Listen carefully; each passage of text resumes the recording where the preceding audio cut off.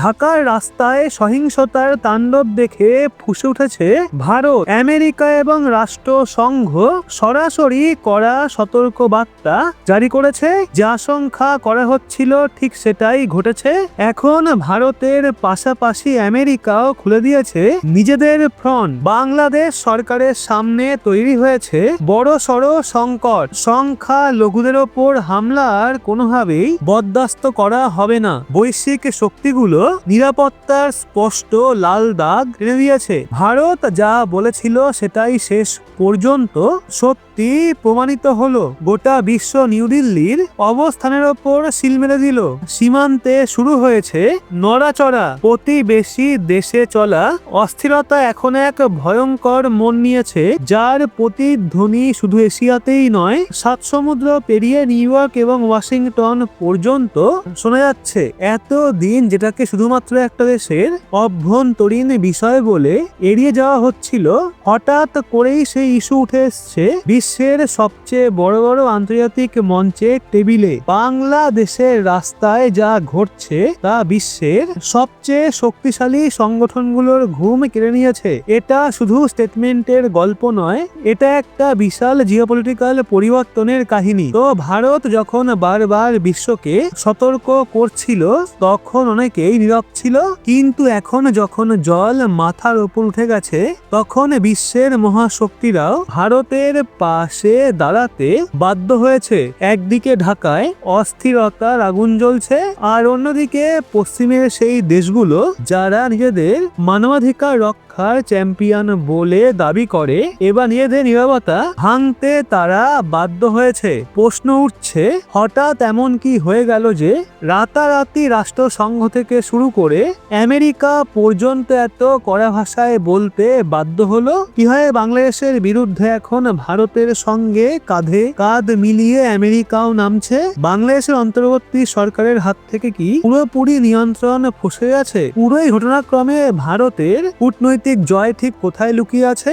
এই বিস্ফোরক খবরের পুরো গল্প আমরা আপনাদের বলবো, তাই ভিডিওর শেষ পর্যন্ত সঙ্গে থাকুন এবং এই বিষয়ে আপনার মতামত অবশ্যই কমেন্টে ব্যক্ত করুন। তাহলে আসলে পুরো বিষয়টা কি? কেন হঠাৎ করে ঢাকার সরকার বিশ্ব জুড়ে নিশানায় চলে এলো? চলুন তাহলে এই কূটনৈতিক এবং মাটির বাস্তবতার প্রতিটা স্তর একে একে খুলি। সবার আগে বুঝতে হবে সেই সিচুয়েশন যেখান থেকেই আন্তর্জাতিক ক্ষোভের জন্ম হয়েছে। গত কয়েক মাস ধরে বাংলাদেশে যা চলছে তা কারো অজানা নয়, কিন্তু এখন বিষয়টা শুধু রাজনৈতিক প্রতিবাদে সীমাবদ্ধ নেই। ভিড়ের চরিত্র বদলেছে, আর সেই ভিড়ের শিকার হচ্ছে এমন মানুষ যাদের রাজনীতির সঙ্গে কোনো সম্পর্কই নেই। তাদের একমাত্র অপরাধ তারা একটা নির্দিষ্ট সংখ্যালঘু সম্প্রদায়ের মানুষ।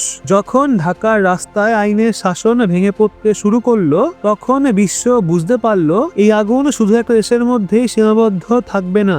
এখানে বড় প্রশ্ন উঠে আসে, মোহাম্মদ ইউনূসের সরকার যাদের ঘিরে বিশ্বের এত আশা ছিল, তারা কি সিচুয়েশন সামলাতে পুরো ব্যর্থ হচ্ছে?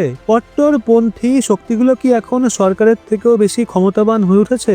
আর সবচেয়ে গুরুত্বপূর্ণ, আমেরিকা এবং রাষ্ট্রসংঘের এই স্টেটমেন্ট কি বাংলাদেশের রাজনীতিতে বড় এক ভূমিকম্প ডেকে আনতে চলেছে? এই সমস্ত প্রশ্নের উত্তর আমরা ভিডিওর পরবর্তী অংশে দেব। গল্পে সবচেয়ে বড় মোড় আসে তখনই যখন রাষ্ট্রসংঘ বা ইউএন তাদের নীরবতা ভেঙে গর্জে ওঠে। সাধারণত রাষ্ট্রসংঘ কোন দেশের অভ্যন্তরীণ বিষয়ে এত দ্রুত এবং এত কঠোরভাবে হস্তক্ষেপ করে না, কিন্তু এবার জল একেবারে মাথার উপরে উঠে গেছিল। রাষ্ট্রসংঘের মহাসচিব আন্তোনিও গুতেরেসের মুখপাত্র স্টিফেন দুজারিক যে স্টেটমেন্ট দিয়েছেন তা কোনো সাধারণ কূটনৈতিক মন্তব্য নয়, এটা এক প্রকার কঠোর সতর্কবার্তা। তিনি স্পষ্ট ভাষায় বলেছেন, বাংলাদেশের বর্তমান সিচুয়েশন অত্যন্ত উদ্বেগজনক। কূটনৈতিক জগতেই শব্দগুলোর ওজন অনেক বেশি। দুজারিক সরাসরি বলেছেন, অন্তর্বর্তী সরকারের দায়িত্ব হলো প্রত্যেকটা নাগরিকের নিরাপত্তা নিশ্চিত করা। খেয়াল করুন, এখানে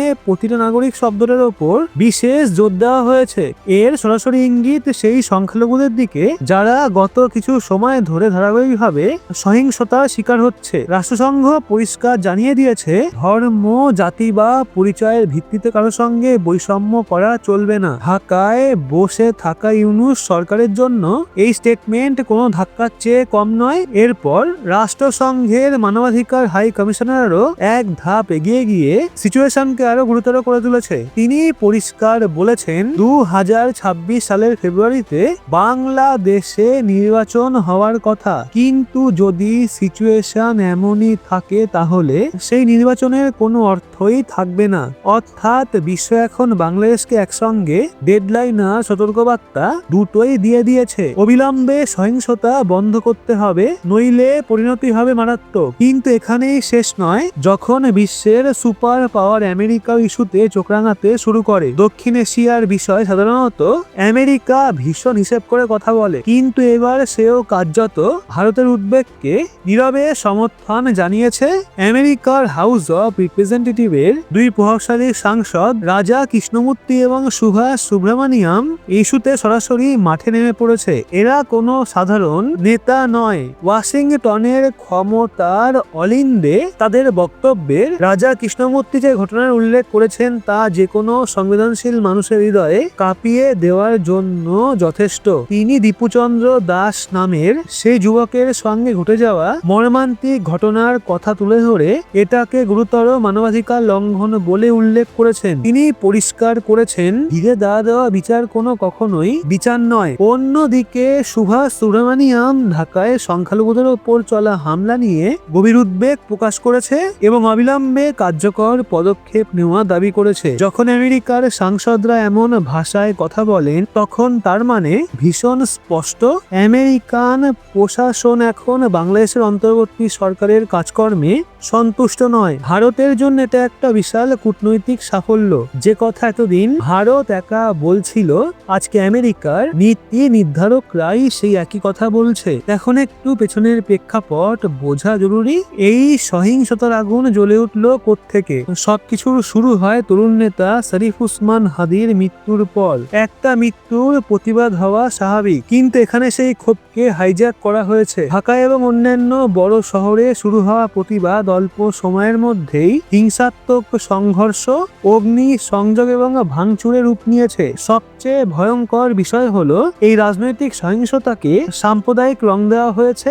পরিচয়হীন উন্মত্ত ভিড় নিজেদের রাগঝাড়তে শুরু করেছে দুর্বল সংখ্যালঘু মানুষদের ওপর। দীপু চন্দ্র দাসের সঙ্গে যা ঘটেছে তাকে এখন হেট ক্রাইম বা ঘৃণা জনিত অপরাধ হিসেবে দেখা হচ্ছে। এটা যেন একটা পরিকল্পিত চক্রান্ত, যেখানে রাজনৈতিক অস্থিরতার সুযোগ নিয়ে কট্টরপন্থী শক্তিগুলো এদের এজেন্ডা বাস্তবায়ন করছে। গত একটা বছরেরও বেশি সময় ধরে বাংলাদেশ যেই সিচুয়েশনের মধ্যে দিয়ে যাচ্ছে সেখানে প্রতিবাদ এখন নিত্য নৈমিত্তিক ব্যাপার, কিন্তু এখন সেই প্রতিবাদ রূপ নিয়েছে সম্পূর্ণ অরাজকতায়। ডানপন্থী এবং কট্টর শক্তিগুলো এতদিন পদ্মার পেছনে ছিল, এখন তারা প্রকাশ্যে এসছে। উদারপন্থী মানুষ এবং সংখ্যালঘু সম্প্রদায় হয়ে উঠেছে সফট টার্গেট। সে বাংলাদেশে হিন্দুরা সংখ্যালঘু, সেখানে অত্যাচার হচ্ছে আলাদা ব্যাপার, কিন্তু পশ্চিমবঙ্গে যা ঘটলো সেটা সমস্ত হিন্দুর চোখ খুলে দিয়েছে। যদি এখনো হিন্দুদের চোখ না খোলে তাহলে এর থেকে কাপুরুষতার পরিচয় আর কেউ দেবে না। বাংলাদেশের হাইকমিশনের সামনে শান্তিপূর্ণ প্রতিবাদেই রক্ত ঝরেছে হিন্দু ভাইদের, লাঠিচার্জ করা হয়েছে সাধু সন্ন্যাসীদের। ওই যখন মুর্শিদাবাদে মুসলিমরা হিন্দুদের ঘরবাড়ি ভাঙচুর করলো তখন পুলিশ চুপ। পশ্চিমবঙ্গে যখন প্যালেস্টাইনের জন্য মিছিল বেরোলো তখন পুলিশ সেখানে প্রোটেকশন দিল, কিন্তু হিন্দুদের শান্তিপূর্ণ আন্দোলনে এমন বিচারিতা কেন? বাংলার মানুষ কিন্তু আর ঘুমিও না, জবাব চাও। আর জবাব না পেলে সামনেই 2026, বুঝিয়ে দাও। ভিডিওটা পারলে শেয়ার করো আপামর হিন্দু ভাই বোনদের। ছত্রভঙ্গ না, একজোট হও।